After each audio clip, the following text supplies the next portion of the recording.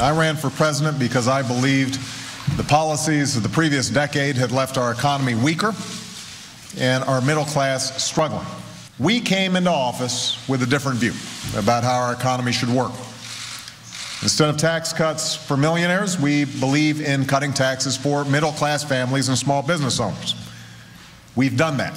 The policies that the Republicans are offering right now are the exact policies that got us into this mess. A perfect example is the debate we're having on taxes right now.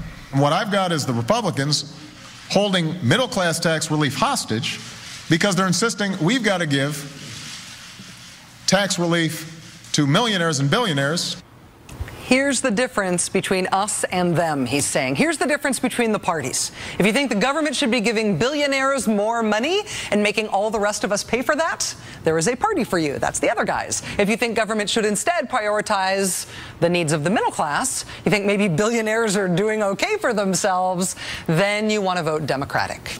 Oh, election season. Election season, the time when someone reminds Democrats to do what Republicans do all year long, every year. The time to make the distinctions between the parties sharp. The time to make clear and stark the choice between voting red and voting blue.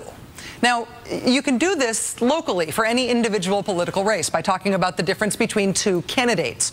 He's a bad person. She's a good person.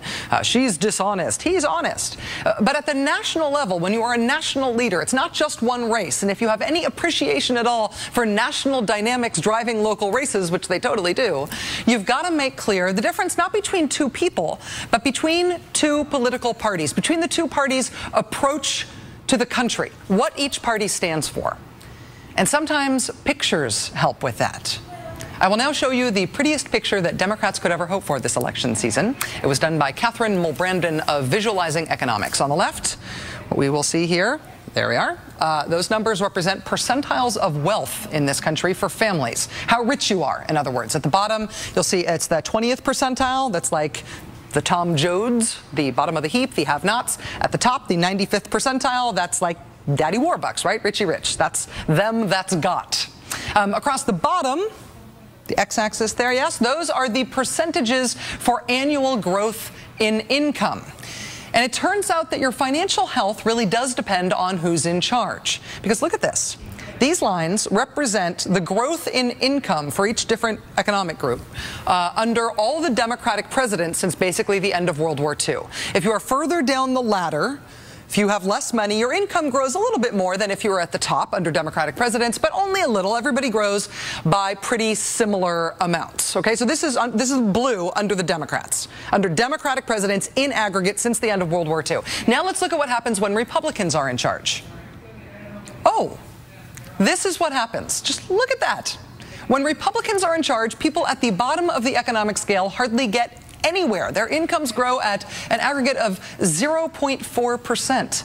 But the top income bracket, the Daddy Warbucks bracket, their incomes grow nearly 5 times faster than that.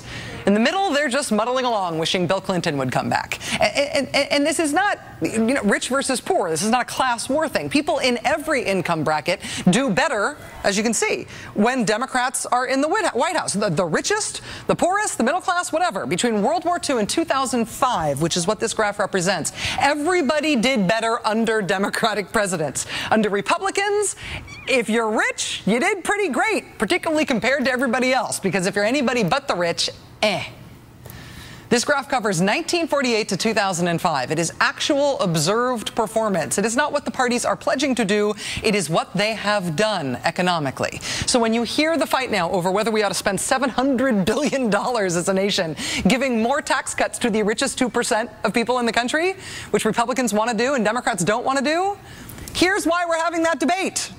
Here's why. Here's how. They mean it, man. They are committed.